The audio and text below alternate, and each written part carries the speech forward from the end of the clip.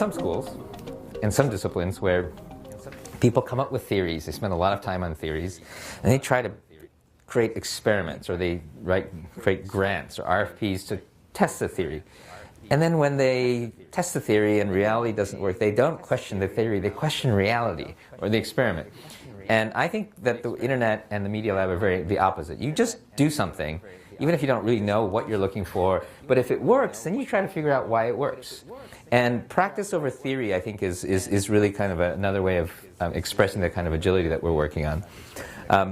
I think disobedience is very important. I remember when I was hanging out with Timothy Leary towards the end of his life, the one takeaway from him that I really love was he always used to say, question authority and think for yourself. And that gets back to this learning and education thing, which is really difficult. It's very difficult to teach people to think for themselves, because there's knowledge and there's understanding, and because you don't get a Nobel Prize for doing what you're told.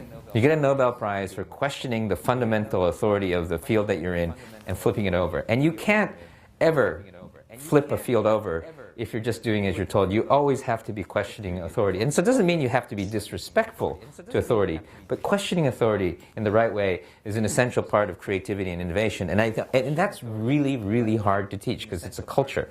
And I think it also ties to the difference between understanding and knowledge, and mastery and knowledge. I mean, again, not to beat up on any particular discipline, but there are a lot of disciplines. For instance, I'm very much into entrepreneurship. There are a lot of disciplines that are about the study of entrepreneurship, and they will read and talk about entrepreneurship. But you really kind of have to. It's a combination. It's good to be able to pull back and do self-reflection, but it's kind of like reading all these books about skiing, but never getting on the slopes, and then thinking that you can ski, and you realize you can't. And it's useful once you started skiing to read the books and things like that. So I'm not discounting the value of that, but like I don't. And again, this is just a thing that I've parallel that I love. I used to snowboard a lot more than I do now. But when you're on a snowboard and you're going through a really tight turn, the minute you think you're going to fall, you fall. The edge catches and you fall. But if you visualize yourself going through, you usually make it through, because it really is about this kind of relaxing into it and not getting tense. And I've had the exact same experience in several companies where you're going nose down into like a bankruptcy, 1 week before bankruptcy, and you'll see all these people freak out and leave the company. But the people who have been through it a few times, well, yeah, you may fall, you're not going to die. You just cruise through, and most of the time you actually make it, because it always looks worse than it actually is if you know what you're doing. And that kind of sort of, it's almost a physical experience. And the reason I like the first 10 years of my life, all of my companies were failures. And I wasn't a particularly good business person, but once you fail enough, you sort of start to understand what it feels like. And you also understand that you can fail and go into debt, and then you just spend 3 years digging yourself out of debt, but you can pop back out, and then you can survive, And so once you have that sort of, the bottom is really not that bad, you become fearless. The only problem is as you get older, then you have other people that you have to take care of, so you end up with responsibility. So I think there's a sweet spot in taking risks. But anyway, getting back to the principles. So I think being able to take risk is really important. And a really key part about risk-taking is that the cost of innovation has gone down tremendously. So you've got Moore's Law, you've got the internet allowing you to collaborate and distribute with nearly no cost. And then you have open source and free software. So if you think about Google, if you had done this pre-internet, pre-CCITT, you would have, so just some Japanese telephone company would have probably spent $1 billion, taken 10 years, and it wouldn't have worked. Instead, you have a couple of kids who just buy a little PC, put Linux on it, connect it to the internet, and it works, right? So the cost of innovation went from $1 billion to actually nearly zero to get a minimum viable product. So in the old days when I started working, I still remember before internet, to start a project, software project, I can't think of a good one, but probably AutoCAD or something, probably cost $10 to $100 million to get to the point where the product was shippable. So what you do is you'd hire an MBA and you sit and write a business plan and you go raise $10 to $100 million, and then you would come up with a product map, you'd hire the people, and you build the thing. So venture capital and still in many fields it's this way, where you have to have a plan, then you raise the money, then you hire the people and you build the thing. But if you look at Facebook, Yahoo, Flickr, Twitter, Google, it's a bunch of engineers who build the thing first, then they raise the money, and then they may figure out the business plan, right? And so it's completely reversed, because the cost of trying something is now cheaper than the cost of actually even trying to figure it out. I invest my average is probably $100,000 per investment. So the most I will ever lose by investing in Richard's company is $100,000. So in a big company, you're sitting there mitigating risk, because your upside is kind of incremental. You get market share here, you get a little margin there. But your downside is almost unlimited. The market could flip, your costs could overrun, your budget can be, so you're sitting there worrying about risk. If you're a venture capitalist, especially today, working in consumer internet and software, the most you're going to lose is the money you put in. And so when an entrepreneur like last week calls me up and says, I'm going to run out of money, help me think about my business model, help me raise more money, I say, well, you're a great entrepreneur, the market didn't work, I'll help you with your next job, but just close the company. I'm going to go over and work on Twitter in Japan to try to double their value, because if you had invested, I think, $100,000 in Facebook in the first round, it'd be probably worth $1 billion today. And what you're really trying to do as a venture capitalist is to bet on a lot of things. And I mean, this is kind of, everybody knows this, but in practice, it really is not about trying to go after Richard and say, I invested $100,000, give me that money back. That energy should be directed to the people who are going up. And if Richard's done a good job in this company, what I do is I find a company that's doing well, and I say, he did an awesome job. Let's connect you guys. And so you have to separate the failure, because the number one category of people I like to recruit to companies that are successful are the people who did well in the companies that just failed, because I know them, I trust them, and they're looking for the next thing. And so anyway, the reason I'm mentioning that is that, and then if you go all the way down this curve to free and open source, I love this, to give this story, because I was the first person to ever give Jimmy Wales and Wikipedia an award. But I remember when Wikipedia was just coming out. Can you imagine if you were in some big company or some school and you said, I'm going to create the biggest encyclopedia in the world, and the trick is anyone can edit it. You wouldn't have gotten money, you wouldn't have gotten a desk, but the thing that's great about the internet is you can try, and even Linux, if you look at the posts by Linus Torvalds on Usenet saying, you know what, I'm going to do this little kernel, it may or may not be interesting. There are probably 100 things like that week. And you could never have bet that Linus was going to be successful. And a lot of it is serendipity. I mean, I think one of our guys, Mako, just did a study on all the other Wikipedias that failed. So it's not that Wikipedia as an idea was successful. There's a lot of reasons how it became successful. So serendipity is really important. Betting on things is important. My first company, this ISP, I remember going to a Japanese trading company trying to get them to invest $600,000. They set up a feasibility study company, spent $3 million not to invest $600,000. And so this is where I start talking about, I call it maps over compasses over maps, because the cost and the accuracy of the map now exceeds the cost of actually just trying it, right? And so this is what I think a dilemma that a lot of big companies get into, is that they sit and just the value of all of you sitting around here for an hour is probably, some of my friends and I worked out that it probably costs about $30,000 to create a minimum viable product in the consumer internet space.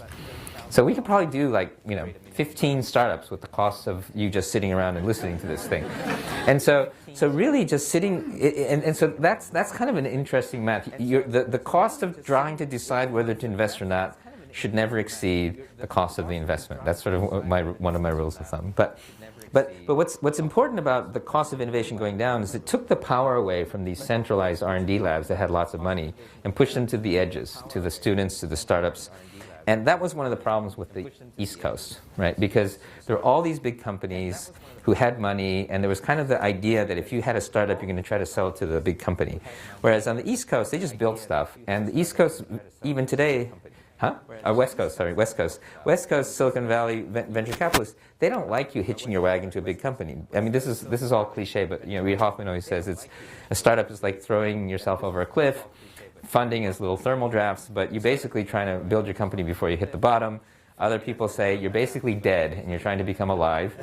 And the thing is that there's no risk that you can take that isn't worth it in a way because you're already dead, right? Whereas a big company is alive, trying to stay alive, and they're very methodical and slow. So the minute you hitch your wagon to a big company, your time scale and your incentives are opposite. And I always give this, I always think about, like, and this is a kind of thing that I see at MIT and at the East Coast a lot that I'm trying to change, is like, you come up with an idea, the first thing they try to do is get contracts with big companies. But even if you're in something like financial services, the customer, the user is out there. You should focus on the user because you're selling to some big company person who doesn't understand their customer. And the product that you're selling may not have anything to do with what the customer wants. You could create something that goes directly to the customer, and then this big company could buy you. But there's something about being kind of immersed in large companies. It's the same with like advertising in Madison Avenue. It's like you work with these old agencies who are treating their customer as if they're suckers or something. And they have this whole pattern when the real disruptive people are the ones who are really looking at, well, what are the kids doing differently? Oh, they're not buying CDs. And so that's one of the things I think that the West Coast did really well, was really focus not on the big guys with the money, but really on the user. I think we still have an opportunity to change some of this, but that's sort of. But getting back to the sort of nature of risk. So as the cost of innovation goes down, the ventures startups get a lot of energy. And the West Coast VCs really focus on consumer and software because they scale very well. They leverage assets and stuff like that. The West Coast folks haven't done a lot of hardware and haven't done a lot of biotech. Hardware because there's a lot of funny upfront costs in hardware, and biotech because the cost of the regulatory things are really high. I do think that we are getting to a point where the Moore's Law is going to hit both hardware and software. So what you see right now is with all of the 3D printing and the CNC machines, the cost of prototyping is going way down. So we can build just about anything in the Media Lab. You can go over to MakerBot guys. There's a bunch of stuff you can do. And now the Chinese manufacturing is getting very, very easy to manage because you've got all these intermediary supply chain companies like PCI International and others. So I do think that the way that the what do you call it, the cost and risk profile of hardware companies is starting to look a lot more like internet companies, in that you can push the prototyping and the manufacturing risk off onto other players. So I think that actually literally this year is going to be the year that hardware startups are going to pop. And because West Coast VCs have kind of been traditionally unhappy or not really into hardware because it was not as scalable as software, I think we do have an opportunity on the East Coast. And there's a lot of stuff going on in New York right now with, I have a couple companies here. There's Limor Fried and Adafruit, who's one of our graduates. But I think hardware is going to be and just look at the statistics, or the data. HP that has these 4 or 5 year roadmaps is getting out of hardware. And then you see Microsoft, Google, and maybe Facebook getting into hardware. So the agile guys are getting into hardware. The people who don't have the ability to have agility are getting out of hardware. But now the next pivot after the big software companies, internet companies going to hardware is going to be, or you have Barnes & Noble and Amazon too, you're going to have these startups really aggressively going into hardware. So I think that's a big deal, and I think that that's something that this sort of New York East Coast is good at. The other one I think is biotech. So I don't know how much you've followed. So we've sequenced a lot of genes, but we're not really good at printing them. So if you're, Pfizer or Mars, you go to China and you get a factory with 600 or 700 people, and they sit there and they hand sequence or hand generate the genes. So you have about 1 error per 100 base pairs. And so if you think about what the parallel for that is in the old days with electronics, you couldn't make electronic devices with transistors more complex than 2,000 or 3,000 transistors per device, because you had a yield problem because you were building them by hand, and you'd introduce errors and the yield would go down too much. But with the integrated circuit, what happened was you were able to decrease the errors, increase the production rate, and suddenly the complexity that you could put onto a computer chip increased geometrically, and that's how Moore's Law happens. Well, so we've now got, there's a variety of different technologies, but with microfluidics and also with CMOS chips, at the Media Lab, Joe Jacobson, who did e-ink, has created this company called Gen 9, which is now using CMOS to print genes. We're down to 1 error per 10,000 base pairs. That's probably going to go up in order of magnitude very soon. We will have half of the world's gene fabrication capacity in the Media Lab running Kendall Square within a year. And it completely breaks the whole barrier in terms of the sophistication of the biological devices. It's scary too, but it does bring Moore's law to biology. The problem is that the main cost now of innovation is the FDA and the testing, and so the regulatory cost is really high. We do need to work out how to automate that and reduce the regulatory costs. But a little bit scary part of this is that a lot of this innovation may end up in countries where they have less regulation, and so that's another area that I'm interested in. But to now just pivot a little bit to the Media Lab. So I've been talking a lot about these basic principles of kind of practice over theory, build.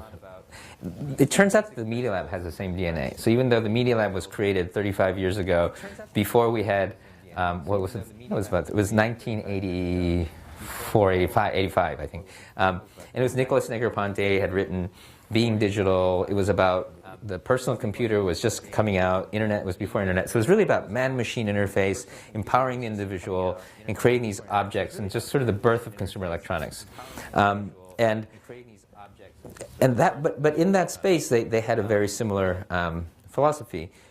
The difference now, and this is one of the things I'm trying to, and the students and the faculty have already sort of moved in this direction, but as an institution I'm trying to change, is that now it's no longer about products. It's not about making the next Sharper image catalog. It's about these ecosystems, because it's networks now.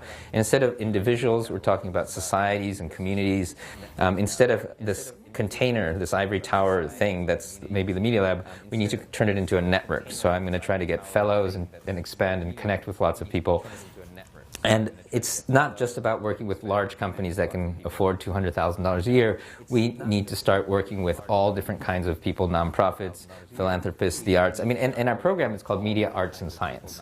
And it's this real synthesis between design and engineering, arts and science. And Richard mentioned the word antidisciplinary. We just did a faculty search, and I can't believe that MIT let us use antidisciplinary as a requirement for our faculty. Because what that means is that we're looking for people, if you can do whatever you want to do in any other school or any other discipline, you don't belong here.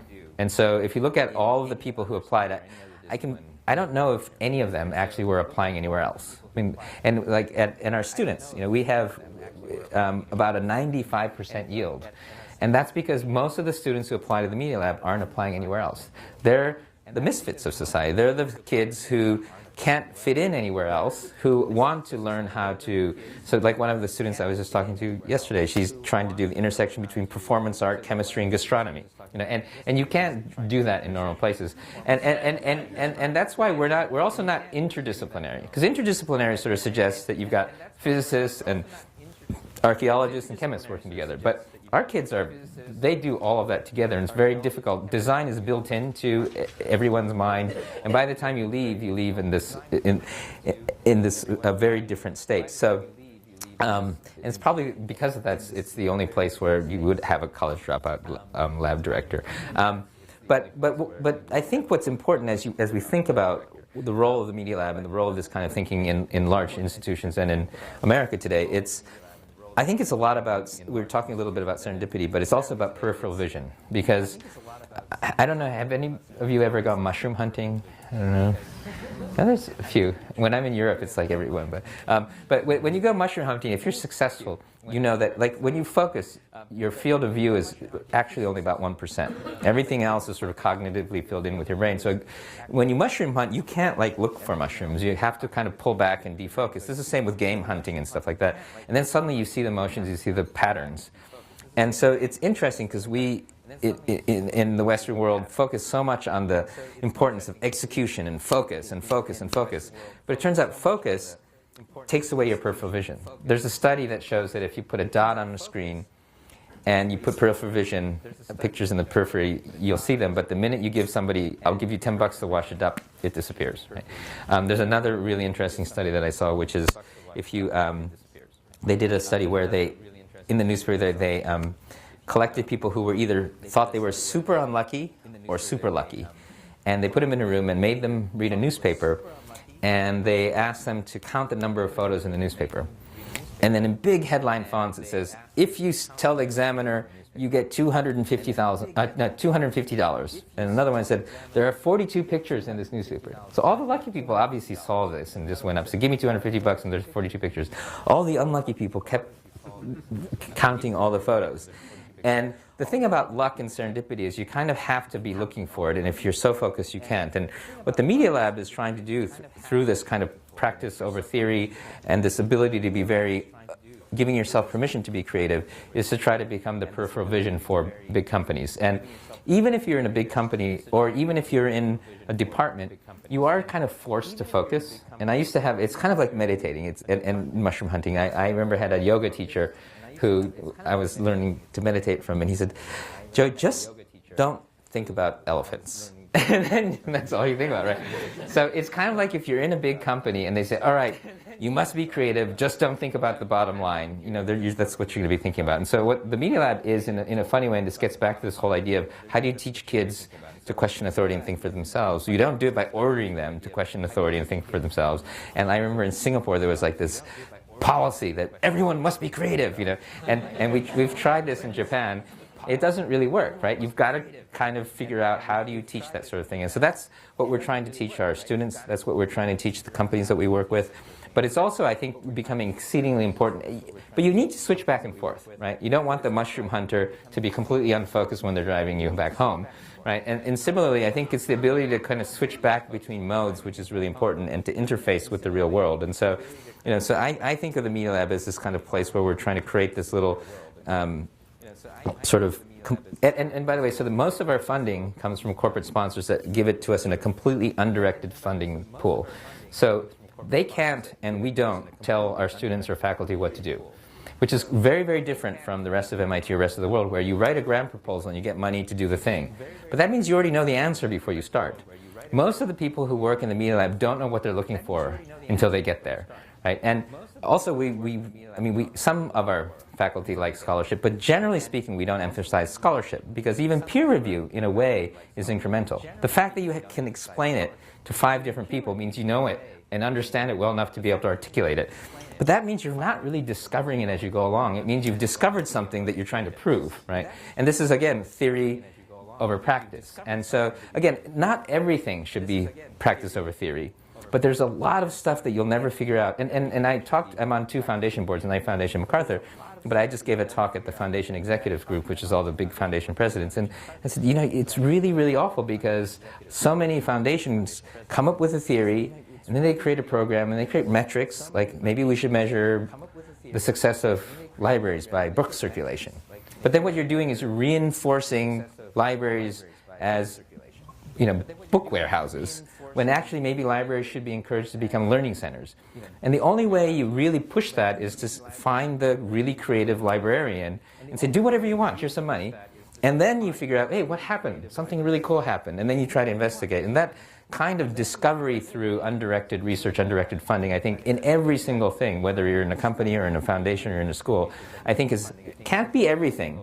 Maybe it's 1%, maybe it's 3%, Google thinks it's 20%, but it's some percentage of your energy needs to be devoted to sort of discovery, peripheral vision, and questioning authority. And so with that, we'll go to... Thank you. Well, it's sort of hard to know where to begin with Q&A. I'll try to do a few questions, sort of extracting from, mostly throwing away my prepared questions. But one of the general themes, your skiing example reminded me of, there was a book, Inner Tennis, long ago, which spawned a series, Inner Skiing, and he talked about self one versus self two, where one is the self that thinks about, you know, I should move my racket here, I have to do this, I have to follow through. And then self two is the one that just knows how to play. And that if you get self one out of the way, you can continue with the question, then I'm going to work with it. If you get self two out of the way, then you can play better. So that's, you know, that ties in with your focus and serendipity. But it also So the question, I guess, is, do you have any suggestions on how to get to a better integration of those? Yeah, so I can't remember which one you said was self one and self two, but I think that it's important to be reflective, but I think it's important to kind of start before you really know what you're doing. Because I think the minute you create a plan, once you let your, I'm going to use left brain, right brain, even though it's not completely accurate, but it's an easy metaphor. I mean, if you let your left brain, your symbolic planning brain kick in, it really does tend to crowd out your more creative side of your brain. It's just your ego strong, and especially in today's society, I think you tend to want to do things that you can explain. And so I think you really want to really start with the experience, and then after you fail, you come back and you reflect. And so to me, even whether you're starting a company, like when I first started a company, I knew nothing, and I failed like really badly. But this is also basically partially personality, I suppose. But once you fail, then you've got a lot of emotion and structure that then you're trying to understand. But you put your cognitive model together very differently when you've got something to work with. I think the problem is if you do the cognitive model before the experience, you're trying to fit the experience into the cognitive model, and it's going to be very, very different. And I don't know if I'm answering that problem. I think the other problem today is that and John C. Brown talks about this, but the world is really, really different than it was a little while ago, and it's continuing to be different. And I think that whether it's user interfaces for video games and life, but the cognitive models that we have to think about how we do things haven't kept up with. I think most of us really don't have the cognitive models to really understand the complexity and the speed in which the world is working. I think the kids have the ability to kind of get that intuitively, and then I think our academics and our words and our structure is going to catch up to that. I think right now academics and even just like economics, take economics. Economics completely fails today in trying to predict or to do anything about the economy. And you have lots of stuff going on. You have traders who kind of intuitively get it. You've got the quants who kind of mathematically get it. But it hasn't yet become a discipline. And I think that by the time the disciplines are lagging. And so what John C. Brown said at one of these meetings that we were at with a bunch of economists where we were talking about innovation, he said, you know what? We can change all of these formulas and all these models all we want. But we're not going to get the answer because we're using the wrong cognitive models. And to me, cognitive models come a lot through experience. And I think that what's going to happen is it's again practice over today. I think people are going to experience stuff, and then they're going to try to explain what they're experiencing, and that's going to create the new disciplines and the new languages. Now, related to that, it seems like there's sort of an inherent conflict that this is almost like a totally new model, yet there's all these institutions and big companies that are the way they are. So how do you see a coexistence or a gradual, cooperative movement toward a more open approach? So this is a tricky question because I am on the board of the New York Times, and but it's so the railways didn't become the airlines, and a lot of people say, oh, I'm in the transportation business, but they're all really different models. And I think that the tricky part is whether you can get a company to pivot. And I think the little internet companies that pivot every week are able to change their identity from a dating site with video to video for Flickr to YouTube. But I think for these larger institutions, it's really difficult. I do think some institutions are able to pivot. I mean, you've seen GE and IBM and some of these large institutions pivot, and it requires. It's not impossible. It requires a lot of energy. But I think that the interface, if you look at how Google and others are doing it, is they do realize that the innovation is on the edges. They acquire and interact with a lot of startups, and they're trying to use their scale to create a platform around around which a lot of the innovation occurs, and they're trying to keep plugged into the system. And I think one of the things that's going to be essential, but there's a lot of it has to do with what do we call it? It's a I don't know if the right word is respect, but like for me, so for example, I'm an early stage investor. I haven't invested since I started the Media Lab, but started at the Media Lab. But when I was investing a lot, The average investment rounds of the companies I was looking at were a couple $100,000. So there was never enough room for all the money that wanted to go in. And so in order to be a good investor, you had to work really hard. Your money was just a placeholder for the amount of equity you would get in exchange for the work you put in. I mean, these are assuming you're investing in good companies. And you weren't sitting back saying, hey, I've got money, and acting like the big man. You were really hustling to try to explain to the entrepreneur how much value you were going to add. And so the entrepreneur had a lot more power, because if you need less money to do stuff, money isn't as important. And so the investors are really participants, and they're partners. In big companies, or when you're investing in big investments where people need a lot of money, the people with the money have a lot of power. So they kind of kick back and they act important, right? And I think that the relationship with large companies and small companies is kind of similar. I think in a lot of Silicon Valley companies, they realize time innovating. They need these innovators on the outside, and so they treat them with a tremendous amount of respect, and they are always trying to help them. And I think one of the things that a lot of the East Coast companies, the good ones, are getting, but need to get more, is there is still kind of like again, I'm going to do a horrible stereotyping, but like the companies that I've invested in that have been successful, whether it's like Twitter and the kids at Twitter, or if you look at Last.fm, they're not impressive kids in the sense that impressive in East Coast, old school East Coast, is like people that look like they can sell a lot of enterprise software, have tidy suits and have a strong handshake. Man, he's an impressive looking entrepreneur. He looks like a good salesman, right?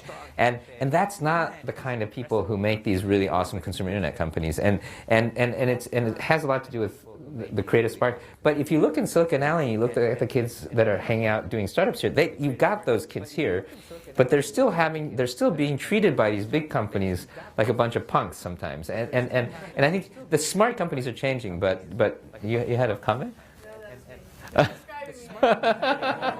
So it is, I don't know if it's not Harvard or anything like that, but there is definitely kind of a class system on the East Coast that I think stifles the ability for the kids to get the respect that they want, and then they go to Stanford or to the West Coast, and everybody treats them. I mean, you see Mark Zuckerberg with his hoodie, and that's fine over there. In New York, they kind of think you're weird. So that can change, I think.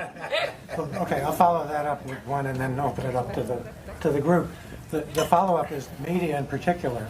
It seems like there's the mainstream old media that are very against innovation and basically fighting it tooth and nail in a lot of respects, and then all these startups who are sort of stealing their lunch. Do you think that the big companies are going to pivot more than one or two of them, or is it going to be the little guys that just sort of blow them away? Well, I think the little guys are going to be the guys that are innovative, that show that things could be different. I think the smart big ones will work with those little guys. I think it's hard for that innovation to happen internally, but the big guys are definitely going to be watching them and working with them. And then media is kind of a broad word, right? I mean, at the Media Lab, I call gene sequences and robots, or anything you can express yourself in, I consider it as media. But then inside of media, you have journalism and you have entertainment, which are very, very different, right? And so the reason I'm working at the New York Times is I think professional journalism is important, and I don't think, I'm a big proponent of citizen journalism and blogging and things like that, but I still, when I read the Pulitzer Prize nominations that come out every year from the New York Times, I realize, they're sending in, people to spend a year trying to go through the taxes of GE to, figure out that whether they paid taxes or not, and you can't do that, just as an amateur. I mean, so until we figure out another model, I think that we need to sort of protect professional journalism, and we need to iterate on that. To me, I feel like that's a function of democracy, which is it's a very different thing than kind of the future of music and entertainment, which is also media. I think that the future of music and entertainment, I think, is going to be completely blown away by lots of models. I feel like a lot of this innovation is going to come from outside of America. I mean, even today you see Spotify and Last.fm coming from Europe just because the collection society is a little bit more flexible. But if you look at Brazil, for instance, Tecnobrega and Bao Funk and some of these new genres, they actually don't go after copyright. They give all the music to these street vendors. They listen to the music. I used to be a disc jockey. I used to listen to 300 songs a month just to try to chart my records. It was a chore listening to hundreds and hundreds of crappy songs to pick the 5 that you liked. That's not fun. You wouldn't want to pay for that. And so in Brazil, they figured out, okay, that's the crappy part of the job. We're going to give that music away for free. And then when you find the 3 or 4 bands that you like, the big promoters double down on them, do these huge shows where they have tens of thousands of people showing up paying $50 to get in, and they make millions of dollars a month. And they realize that the music selection, the music attention process, now that you don't have MTV and a monopoly and the ability to force everybody to think that they like Madonna, it's once you have distributed sources and you have real competition, then to be, to be known is a huge cost. And so today, the music industry is so focused on this, that, anyway, it's the long rant, but the short version is, if you look at and this is my whole point about consumer focus, all right, well, you realize that the value is not in that part where you listen to crappy songs. The value is in the part where you show up with your friends and go to the show, and then maybe buy the t-shirt and the DVD later. Okay, well, let's make money on this and make this part easier. That's kind of obvious, but when you're structured in a way that you only have the rights to this part and you don't have the rights to this part, you can't fix it. And so I do think there's going to be a lot of leapfrogging in the media industry from a lot of these emerging markets where they don't. And even China, if you look at the music industry in China, because they don't spend money investing in musicians, you do see a lot more talented singer-songwriters that last 30 years. Whereas Japan and Taiwan, it's all promoted. What you do is you try to get people who aren't good at music, because then you don't have to pay them very much, and then you get a return on your investment. In Japan, I remember I was working, you could pay $2 million to get your song of your artist put on as the theme song for the most popular TV show. And you would always, this is a little bit different now, but you'd always get your money back, and the artist was only paid a little tiny stipend because they knew they couldn't go anywhere else and be, and it was this really screwed up model where it was just completely commercial.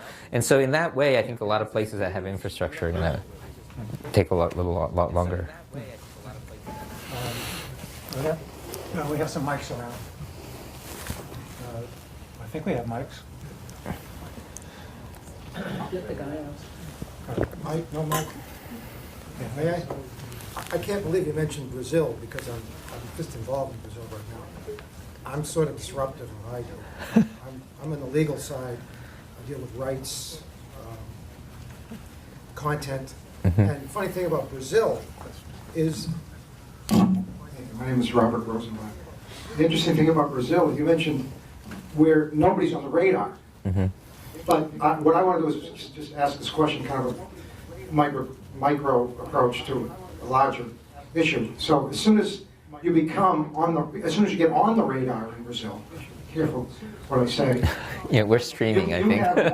You have one of well, if you look up the Performing Rights Society in Brazil, uh-huh, that control your right to use music, yeah, not only compositions, but phonograms, mm-hmm, recordings. It's full of indictments, mm-hmm, and totally unregulated.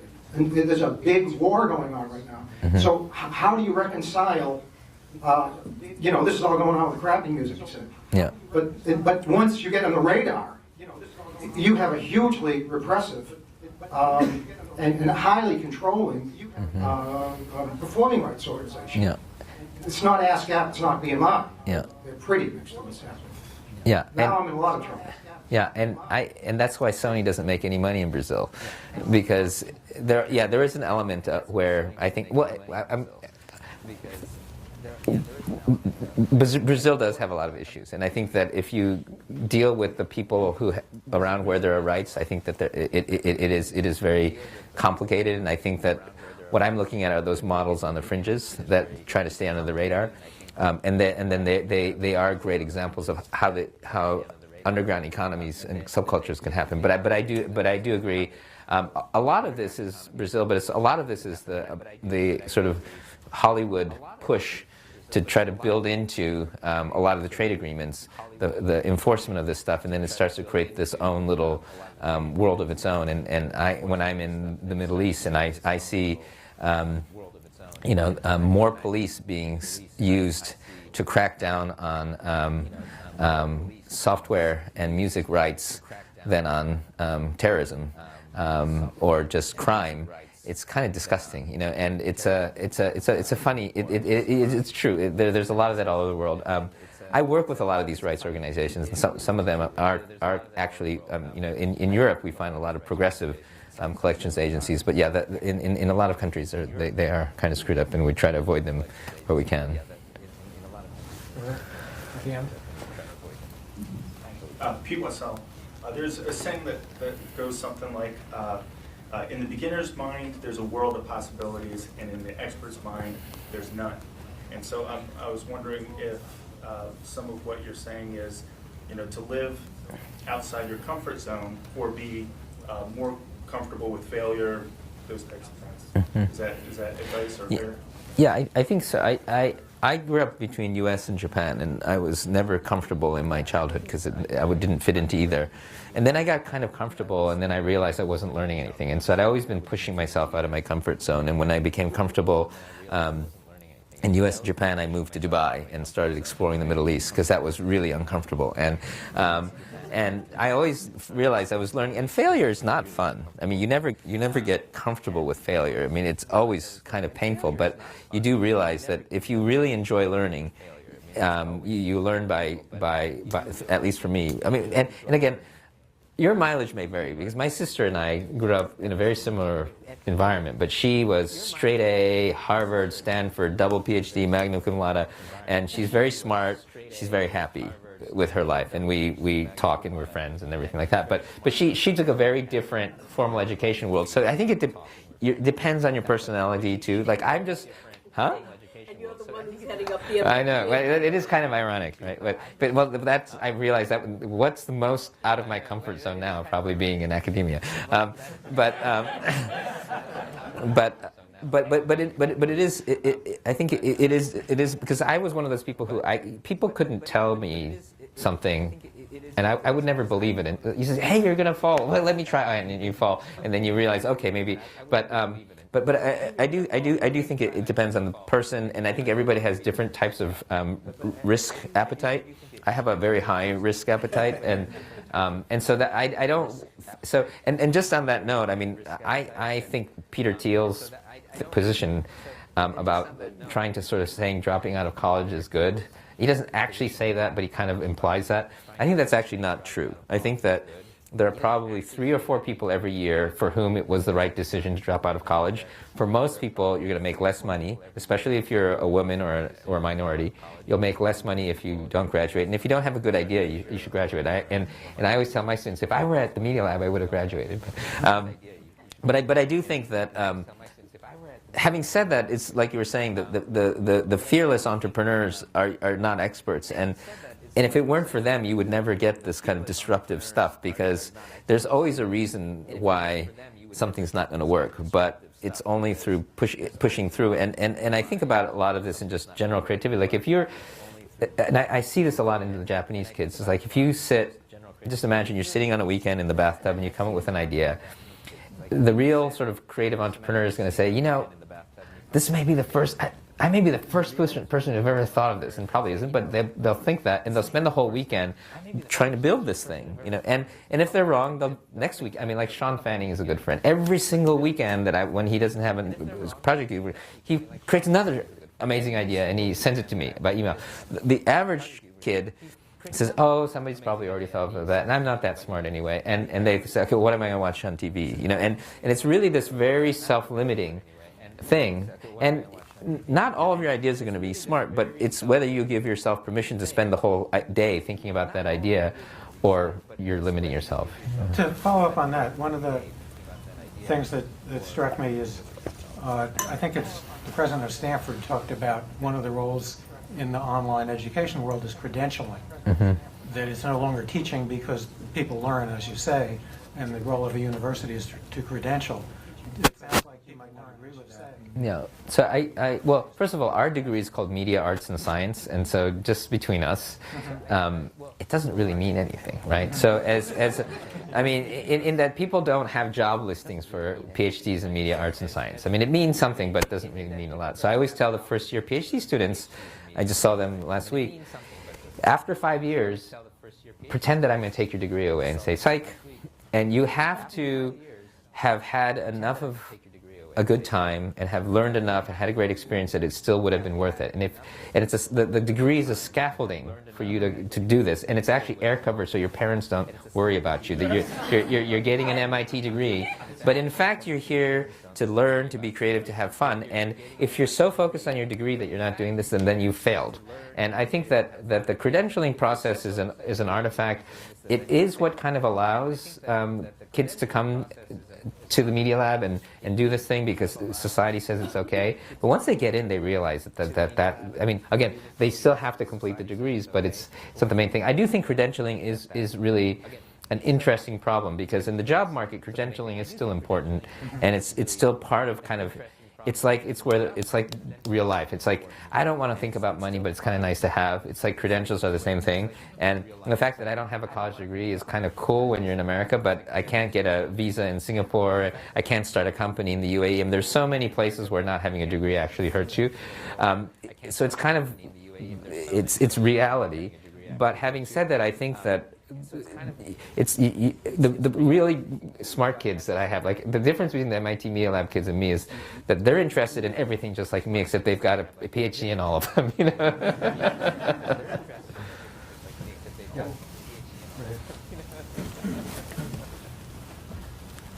Hi, Mark Monchek from the Opportunity Lab. You talked about the ability of an entrepreneur to just go and do something and be fearless. Malcolm Gladwell has an article a couple years ago called The Sure Thing, and he sort of debunked the idea that great entrepreneurs are risk tolerant. And he studied Ted Turner and a lot of other entrepreneurs, and he believes basically entrepreneurs are extremely risk averse, but because they're risk averse, they actually do crazy, wild, incredibly creative things like Ted Turner did. Can you talk about the balance of risk aversion with risk tolerance? Well, so I would translate a little bit. I would say risk insensitivity is bad. So risk is so it's an interesting thing. So I remember in Japan there was a government fund, and they said they were going to invest in equities. And I said, well, what are you going to invest in? We're going to invest in the sure things. And so they bought Rockefeller Center, and then, but the thing is, like, there's nothing more risky than things that look like they have no risk, right? And I remember there's a silly book that I read called The Nature of Risk, and there's a term in Wall Street where they say the information is in the price, right? So what happens is, like, if I look at a startup company, and I'm going to think this is now as an investor, what I want to do is I want to find something that has tremendous risk, like Ophir's company that I was working with, but somebody has tremendous risk, but if I can value that risk more accurately than anyone else, that means I can buy it low. Because I know that everybody else is freaked out. They don't want to take this risk, even though there's tremendous risk. But I know that there's a little less risk than everybody else thinks, so I can buy it at a 50% discount. And then once that company gets into the newspaper, everybody wants to get into the company. Well, you know, when those people who are reading the newspaper are buying, somebody's selling. And that better be me, right? And so the nature of risk is you buy low and sell high. And in every kind of risk, no matter how high the risk is, there's always a chance that it might be successful, right? And so it's about whether you take that risk or not. There's always tremendous risk, and you've got to be really smart about it. And you've got to also be able to sell the thing when it's at high risk, so at low risk. And so the whole point is whether the price and the cost of taking that risk is, you can predict it accurately or not. So every single venture I start out, I know it may fail, and it probably will. But I'm doing that, and so like I mean, normally if you fail 10 companies in a row, which is my first beginning of my career, you would give up. And it's not that I was becoming risk insensitive or intolerant, or I mean tolerant. It was just like I was starting to figure it out, and I said, okay, now I get that. Now I realize that cash flow matters. Oh, now I realize that if your postage exceeds your margin, that doesn't work. So P&Ls matter. And then every time I felt like, okay, now I know enough. Now I know enough. But so I may be stupid, but I was trainable. And so but then at the end, it really is about understanding and being comfortable with risk, which is different from being insensitive, I think.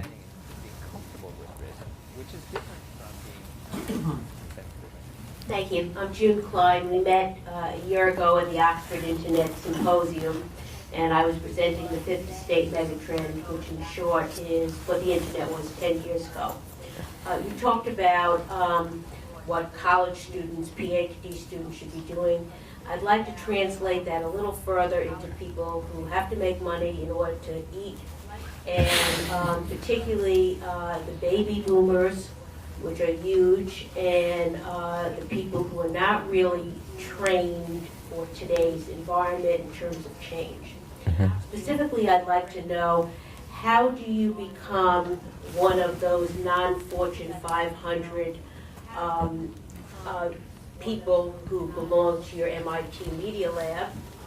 And secondly, how can I do with you an unconference specifically on Fifth Estate communications, which covers the whole continuum, going from New York Times, through blogs, through entertainment, through music, the whole 9 yards, making yourself accountable through the internet, and specifically on Fifth Estate movements, but positive movements versus necessarily a WikiLeaks or an Arab Springs or English riots.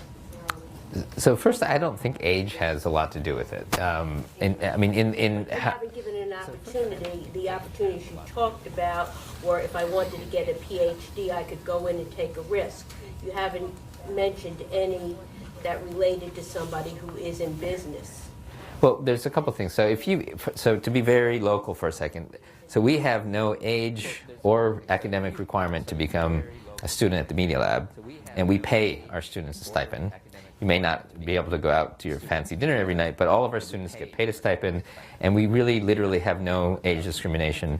And many of our collaborators and partners are actually, you've got to have the will and the capacity, but I find, it's like, I just went to the 90th birthday party of one of my mentors, and he's still as creative and as crazy as ever. We've got Marvin Minsky still hangs out at the lab, Nicholas Negroponte still works at the lab, and they're insanely creative. And so to me, I don't think it's about age. And in fact, some of these young undergrads, I have to spend more time deprogramming them of their education, especially the MBAs, than I do some of these older inventors who come in and want to hang out at the lab. And you can hang out at the lab. I mean, there's a variety of different ways to interact with the lab. You can just come and visit. You can come to one of our workshops. We're going to do a Future of Journalism workshop here in New York in December. So there's a lot. We have a lot of surface area in which to interact. And so, depending, it can be by theme. You can come in through your company. But it's about having an open mind. And the thing about the Media Lab is it's all about, because we use undirected research funds, it's all a competition of ideas. So if you come to the Media Lab and you have an interesting idea, the students and the faculty can go run with you all they want. If you come in and no one's interested, no matter how much money you pay us, we're not interested. And so the companies that we're trying, that hang out at the lab, it's not all about being famous, shiny companies. It's really about the kind of attitude of the people in the company. And again, it's hard, because if you're kind of stuck in a risk-adverse, old-fashioned mode, even if you have money, it's hard. It's hard. But on the other hand, when you interact, you sort of get a little bit of the DNA on you, and part of it is just interacting. But we're going to try to create more of a network. So and this I haven't announced yet, but I guess we're streaming, so it's sort of an announcement. But we're trying to create a fellows network where we will be trying to engage people in all these different types of communities to have access to the lab, and then to become our ambassadors in different communities. Because right now it's still somewhat academic the way you get in. I'm trying to make a way to interact with the lab in a slightly less academic and more diverse and open way. Yeah, so that was one of the questions I was going to ask, is how do you get involved in a sort of a low budget way without being a sponsor? Mm-hmm. Is that going to be the main avenue that so the fellow program will be one way. Mm-hmm. The other way is, we're starting to do events in different places, so we can start collaborating on events. but and right now a lot of our corporate sponsors are these big companies that can spend a lot of money. I'm trying to bring individual philanthropists in. I'm trying to bring foundations in. The thing neat about foundations is they may sponsor interactions with different types of communities and things like that. I'm trying to work with small and local governments. I'm trying to work with schools. I'm trying to work with libraries. I'm spending a whole bunch of energy right now in Detroit, and we're working with kids who have been incarcerated. We're working with urban farmers, and so there's a bunch of different communities that haven't been typical Media Lab stakeholders that I'm trying to pull into our community. Over there.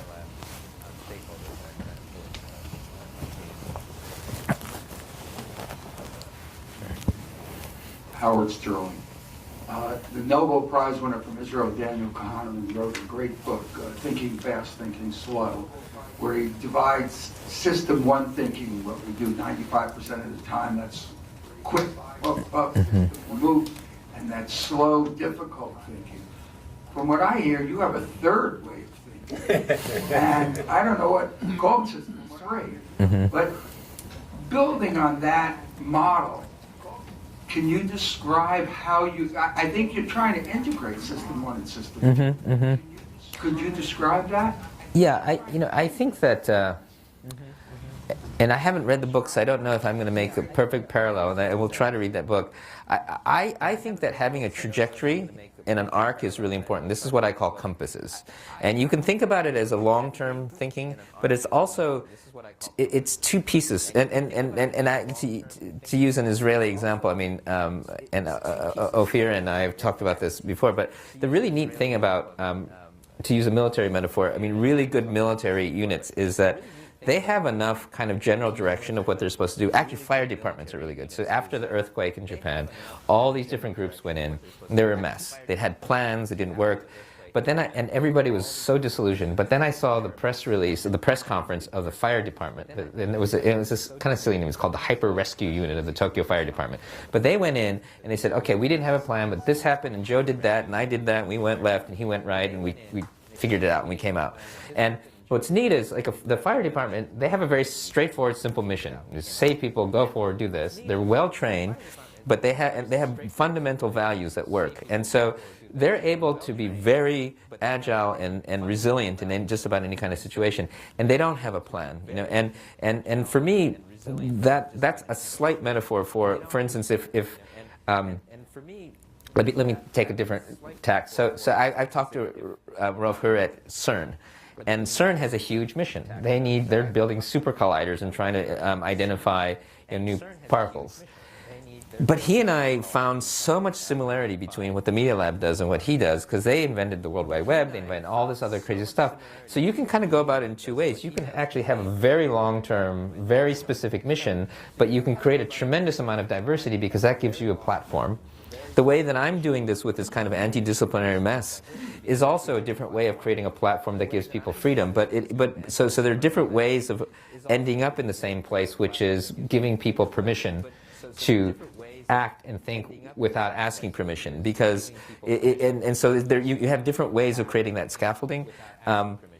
The other important part is this short and long thinking. So again, I'm going to use it like a spiritual metaphor, but like. I can't remember who said this either, but like some people think about golf as the score, and so that to them golf is that moment when the ball falls into the hole, and that's all they remember. And there's other people who remember the walking part of golf, right? There's a great book called Golf in the Kingdom about this, but it's like if you're starting to measure yourself based on these outcomes and these specific goals, basically goal-oriented thinking tends to make you not present and not aware, but there's so much that you learn from being aware, and this gets, now I'm going to go spiritual for a second. So this is like in the Dalai Lama talks about this a lot, but it's like success and happiness in kind of the Western sense is always about like more money, goal-oriented stuff, and the problem with that is you're never actually ever happy, and once you buy a fancy car, the next day you've adjusted and you're not happy, and you keep going. There's a more systems thinking in Buddhism, which is like if you have a good family and a good community, you're happy. Having twice as many family doesn't make you twice as happy. And so you try to focus on the kind of systems that make you happy rather than these goals that make you happy. I am trying to adapt that to the Media Lab, which is that and sorry, I'm going to take your question and take off onto a tangent, but I think it's important is that a lot of science and technology has been about triumph over nature and controlling nature. And it was like, how do I use my brain to manage this local thing that I'm doing in order to maximize my return, thinking nothing about what the effect on the environment of the system is.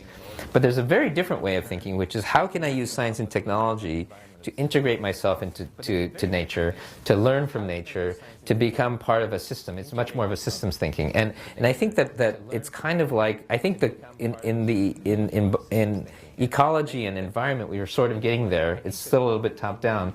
But I think there's like a fundamental design principle that, like, I'm from Japan and we have Shinto in Japan. And Shinto is all about taking care of your little mountain, taking care of your little elements of your, it's an animistic religion. But it's interesting because the whole idea is how can you use your energy to integrate yourself into nature, rather than kind of how can you cut this hedge to sort of show how much control you have over nature. And I think that we've gotten to the point with systems biology, with the understanding of networks, we have the math, science, and technology now to think in terms of systems. And so one of the things I'm trying to do is to create a design sort of methodology so that every time you create a technology, you have to think about what its net effect on the system is, and I think that's to me is an important way of thinking. Well, that sounds like there's a thing in Zen of the Zen cook whose knife never needs sharpening because he cuts the meat where it wants to be cut. Is that Yeah. It's similar. Yeah. Yeah. So, I one of the things that I'm sort of getting about what you're talking about is that a startup has no funding, so or very little funding, so they're completely unrestricted in what it is that they can do. And at the other end of the scale, you have these huge entities, and frankly, MIT sort of classifies as this. You talk about how the money that you get is unrestricted funding. I used to work at Bell Labs years ago. AT&T was a monopoly, and a certain percentage of that money just went into Bell Labs to they were doing whatever it was. Arno Penzias was looking at background radiation and things like that. And so I guess my question is, what about the huge, middle in there, where you have some money? I mean, the creativity that you're talking about that comes from this sort of freedom from restrictions. I think most of what the sort of the gray little man and a gray little job kind of thing. Most of the people like are those of us that are out there. Yeah. How do we inject the kinds of thinking that you're doing into what the vast majority of people in this country are doing? Well, I think it's about giving permission. So the great case is the 3M Scotch tape case. Do you know this one? So Scotch tape was created by, I think it was a sales guy, and it used to be a sandpaper company, 3M, and he said that they need adhesive, and the company told, and this isn't in all the histories, but there are a few history versions that say this, that the company told him not to work on this, you're not to do this, and he was completely disobedient, and he invented Scotch tape, which saved the company, or turned the company into this next level. And so they implemented this policy that said non-R&D people can do R&D, and that's how the Post-it was created. And it was really, and it wasn't that they created a little Bell Labs. It was kind of the opposite. That even if you're a salesperson, if you come up with an idea, if you have passion, you're allowed to pursue it. And so the Google's 20% time is an iteration on this thing that 3M has. And so a lot of the companies that come to the Media Lab, they may be people who have lines of business, but what I not only encourage but almost try to mandate is if you come to the Media Lab and you see something that's interesting to you, even if it's not your core line of business, I want to make sure that you have permission to pursue that, because it really is the ability for somebody to become passionate about something. And you do have the Edisons of the world who are just these streams of passion, and that's kind of what we're trying to attract as the core faculty of the Media Lab. But I think everybody has the potential and the opportunity to think of something, and a lot of it is about serendipity. You may be there's a great study of, do you know Innocentive? So there's a study of Innocentive. So for those of you who don't know Innocentive, it's a place where people put in challenges, like P&G saying, how do I most easily get toothpaste into toothpaste tubes? And I think it was an HVAC guy or somebody completely unrelated that said, hey, maybe you can ionize the particles and then you can suck them in. And what they did was they did a study, and they showed that most of the great answers to the hardest questions came from people who weren't in the domains of those questions. Scott Page writes about this in his book called Difference, about showing that diversity is important. But I think that that's kind of what it is. If you've got a set of skills and a way of thinking, and you start having your peripheral vision open, if you come to the Media Lab or anywhere else and you see an opportunity and you're able to connect it, that's when the real sparks fly. I mean, it's not the only way you become creative, but that's what we're trying to encourage. And so I would say that everyone has a capacity, as long as they, on the weekends or wherever, you take your blinders off and you look around. And right now, again, getting back to the point, my original point, that the cost of trying something is so cheap now that there really isn't an excuse for having to wait until you get into the research lab. All right. You started talking about the creativity that someone in kindergarten has and how that's gone later in life. And as the world is flat and nations are competing with each other over talent, if you were granted the right to design primary education in different countries, you were able to advise them, what should we do to keep that creativity? What advice would you give someone in designing primary education in any country? So this is actually my sister's field of research. So it's a little bit. So she became an expert in education anthropology, in double PhD, and then she looked over and she saw me and realized that I had somehow stumbled through and been able to survive without formal education. So she actually started studying how I survived, and then came up with this theory. That's why I asked. But I'm her subject. But I think what's important is, and the way that she has a book called Hanging Out, Messing Around, Geeking Out. And her theory is that kids today, so first of all, the most important thing is getting people to want to learn. Because now there are actually so many ways to learn once you want to learn, but most kids don't learn because they don't want to learn. It's not that they are completely unable to. With the internet, I learned most of what I learned either through the internet or through people I met on the internet. The only thing I learned in school that was useful was typing. And but the way you do this is you get people motivated who have passion, and then you actually don't need to do a lot of the stuff that you think you need in education. And so her hanging out part is, what it turns out is, like, if you're hanging out with some kids and say, what are you doing? And then you say, can I look? And then you say, hey, let me mess around with that. And then suddenly you start geeking out. So it's the hanging out part is, how do kids peer-to-peer get other kids interested in new things? And once they're interested in new things, you start messing around together, and then you've got them hooked. And then they go home and they study and they study. And you can see this in video games like StarCraft and things like that. But it turns out it happens in math, it happens in craft, it happens in all these different things. And so she's an anthropologist who's been studying how do you get kids interested in peer learning and peer teaching and things like that. And so to me, I think one of the biggest, so I look at my background, and I always had adult mentors. Whether it was the pet store guy or the Dungeons and Dragons dungeon master, but all of my mentors were adults. And the problem right now with schools is that they have these weird age-delineated sort of fear of adult, sort of lockdown kids who don't get to go out much. And so you get this kind of Lord of the Flies thing going on at every age, where it's about the popularity contest, and the kids' focus is really on this really limited space. And so one of the things I think is going to be, how do you safely allow kids to interact with adults? How do you make it cool to geek out? How do you get kids to interact outside of school? And then how do you also give, I think one of the other big stigmas is video games and all these other things are considered bad because the parents don't understand them. But if you look at StarCraft and the community around StarCraft, it's a very rich version of what chess is. You know, it's about mentoring and teaching and the community and stuff like that. So I think really what you, and if you look at Pokemon or Yu-Gi-Oh, you get these kids teaching each other across ages and things like that. Well, it turns out that the communities that these kids have created to teach each other rules about Pokemon are actually translatable to how kids teach each other about computers and teach each other about coding and teach each other about math. And they realize that they teach each other better than they learn from the teacher. And so if you take the teacher out of the mix and you allow kids to peer-to-peer teach, and then the other part is to stop age delineation, age segregation. So what I would do for primary schools is I would get rid of the shop class and the art class and all that, make one single creative class where you would spend 1/3 of your time working with kids across ages just building stuff. And it was just all about building whatever you wanted to do. And it's like a little kindergarten class, but you put that sort of in the middle of the day. And then you would say, oh, I'm going to learn chemistry because I want to do this thing here, and I'm going to learn this because I want to do this. I'm a scuba instructor, and one of the things as a scuba instructor, what's wonderful is like, well, you got to learn Boyle's Law because in a week, in an hour, we're going to be using it in the pool. If you're not good at that, you're going to sink when we're over there.